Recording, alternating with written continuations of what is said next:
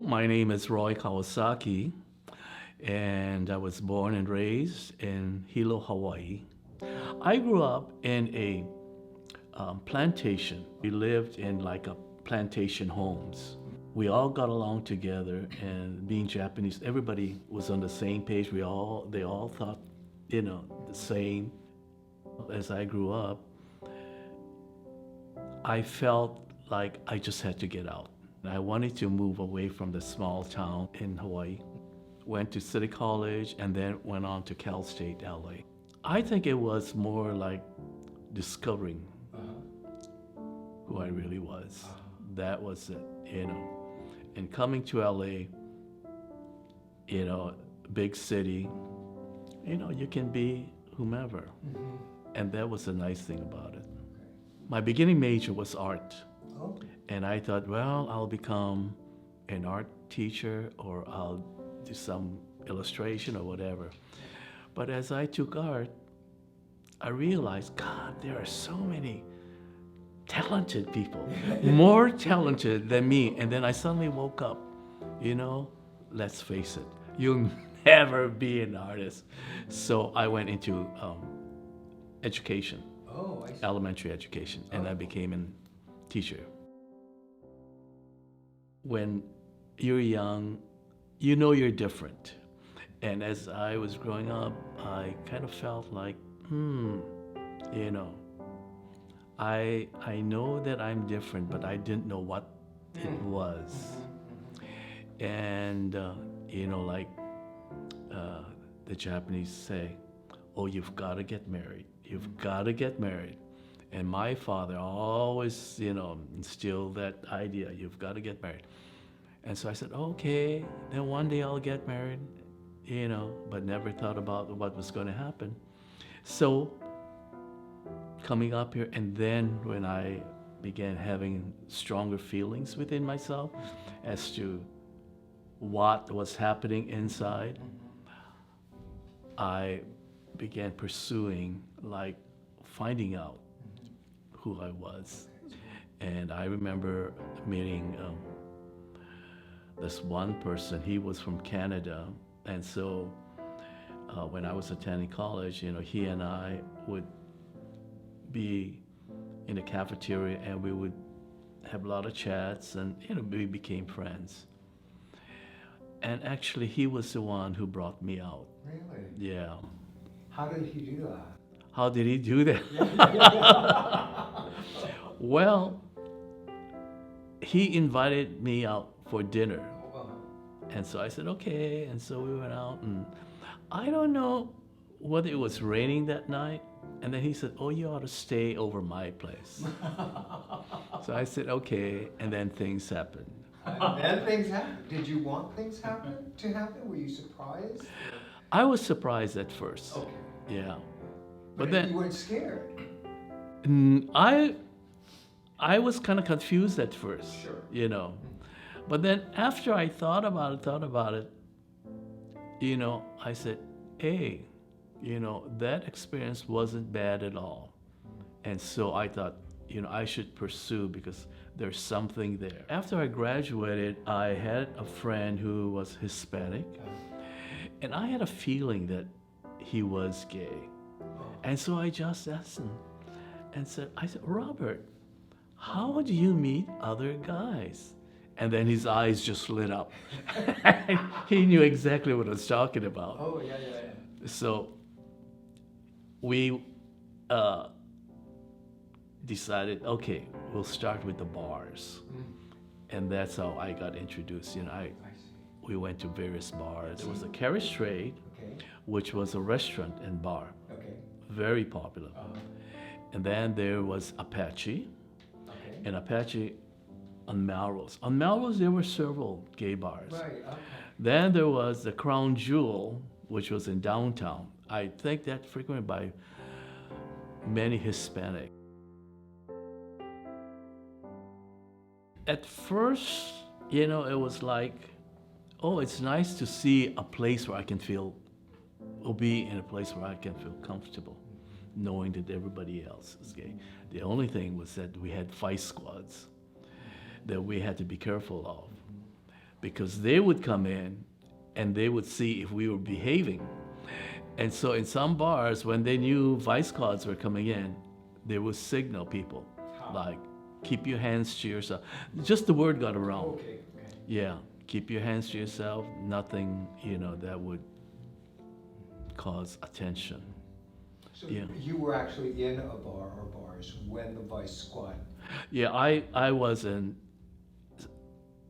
Actually, it was the Carriage Trade when this happened, and I remember the bartender saying, "Okay, they're here." He just kind of quietly, and then the word just kind of got around. Okay. Yeah. And that meant you couldn't touch each other. Right. Yeah. hands You with each just. other, Yes. that kind Right. of thing? Yeah. Okay. There was this club called Cairns River Club on Riverside Drive, and it's in Griffith Park, right across this place called the Friendship Hall. Oh, right, And- right. I know where that is. Yeah, Yeah, it used yeah. to be right across there. Sure. On Riverside. And then, yes, Yeah. and Cairns River Club was a dance bar and regular bar. I see. And so a lot of Asians discovered it because basically that was the bar for Asians and Hispanic. And So it was segregated, not intentionally, but that's where Asians knew they could come and be with us. oh yeah, and they felt very safe and relaxed. But the only thing, you had all these different Asians from the different countries. Like you would have the Chinese over here, the Filipinos here, the Cambodians, the Thais, and American Japanese. We were all kind of in our own cluster. And then I thought, wow, wouldn't it be nice if we could get all these Asians together and have an organization or a club? Wow. I thought that, but someone beat me to that thought. And then, before I knew it, someone was saying, we're having this meeting at this apartment. Oh, And so the word got out. And so all these Asians on that Saturday came to this apartment. And the question was asked, would you like to have a organization or a club for Asians? And they all agreed. oh. And so that was the beginning. And that from there, we had guys who were already involved in other organizations, not gay but straight. So they knew, how to organize. Oh, I see. And that's how Oh, I see. APLG was started. And we needed a name. All kinds of name was thrown out. And then this one person, Terry Gogg, said, let's be upfront with our name. So let's call it Asian Pacific Lesbian and Gay. The first president, who was Japanese, Tech, stayed on for 3 years. And then I followed him, and then I stayed on for about 3 years. But the interesting thing about the organization is, it wasn't just the American Japanese, but we had Filipinos, Vietnamese.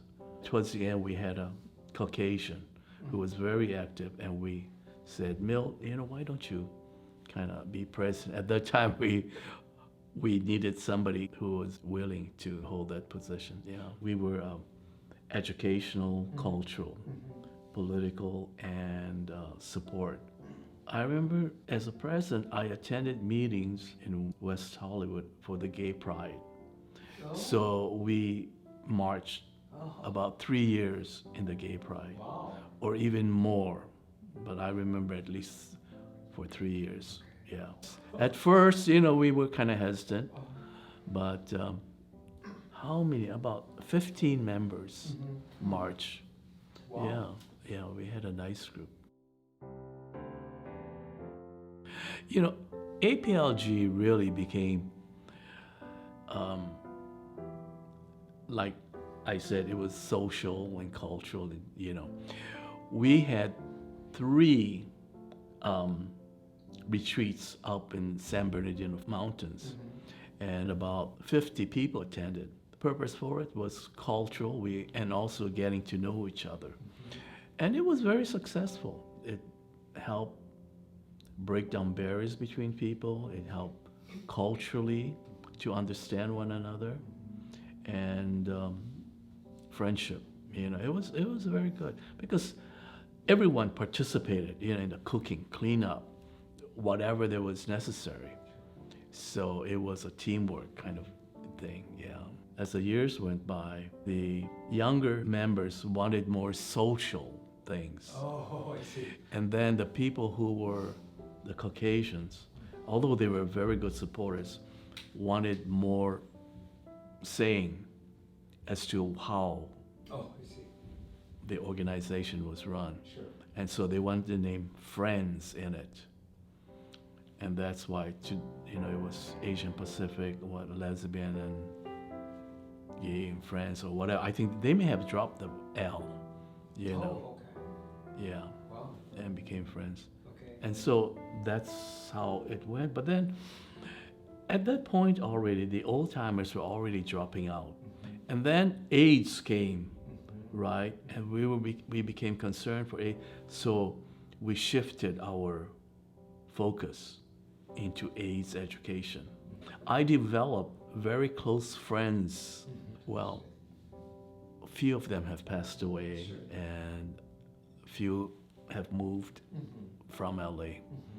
So, no, I really don't know people today who were involved in I see. APLG. Oh, I see. Okay. Yeah. I think basically my family knows now, but they just don't say anything. Okay. Yeah. So basically, you think they know now. Yeah. So you've never actually had a conversation? No. Okay. Yeah. So they just gonna accept, Yeah. Not, Did you ever have a relationship that you brought home? no, No. no. Yeah. Okay. Actually, I've never had a relationship.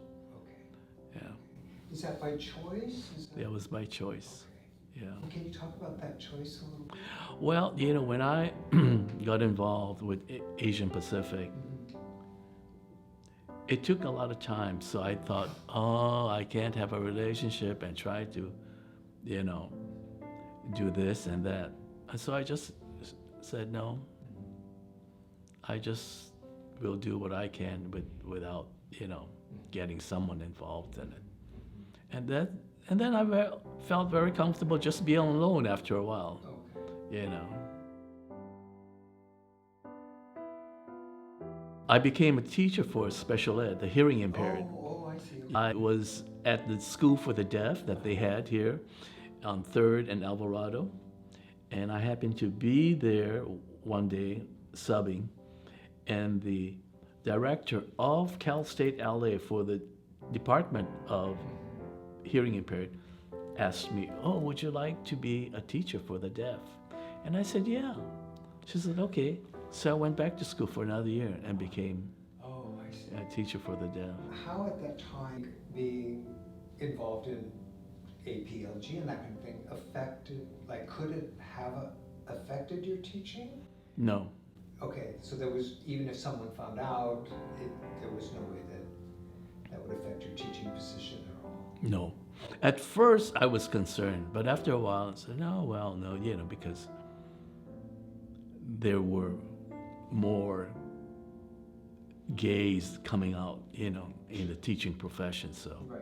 yeah. And then you couldn't be fired for being gay. Yeah. I don't go announcing I'm gay. I just live my life as I do. I am a very spiritual person.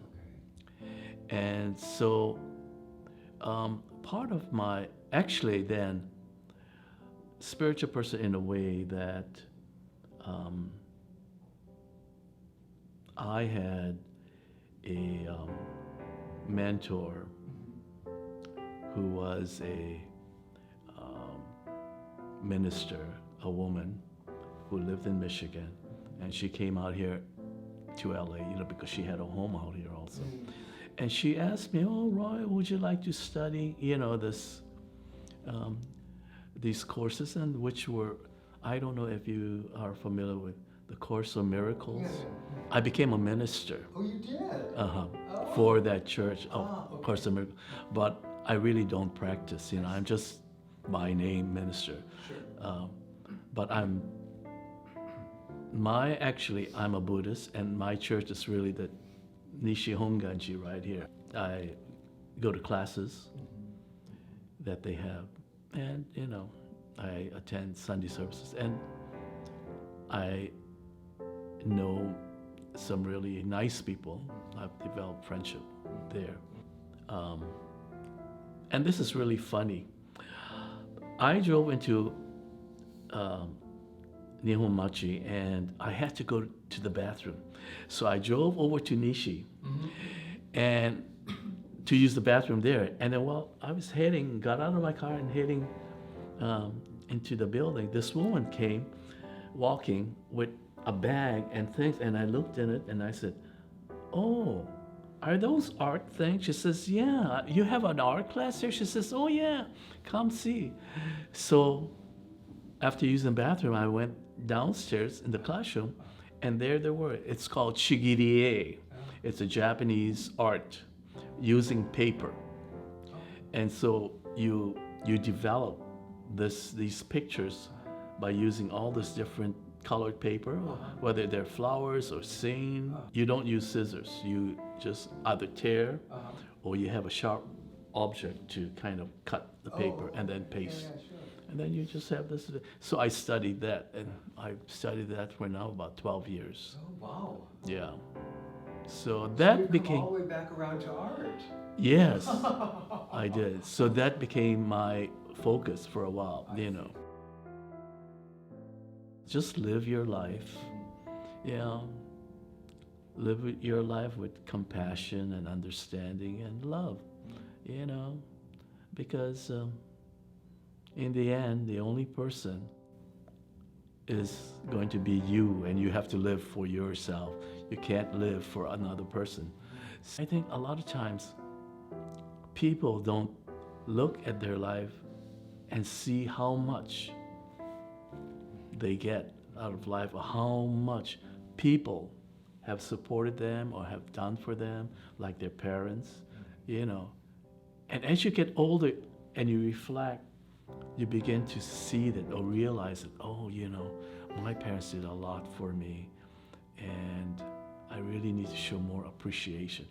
And I think when you are trying to come out or as a gay person because things that happen to a gay person, there's always something we can be grateful for. And we forget because we are so much in our head and so much into our own lives that we screw ourselves up, So if you can live with, giving to other people or just being compassionate or understanding, that also comes back to you, Yeah. And life will kind of work itself, Live with gratitude because there's so much to be grateful for.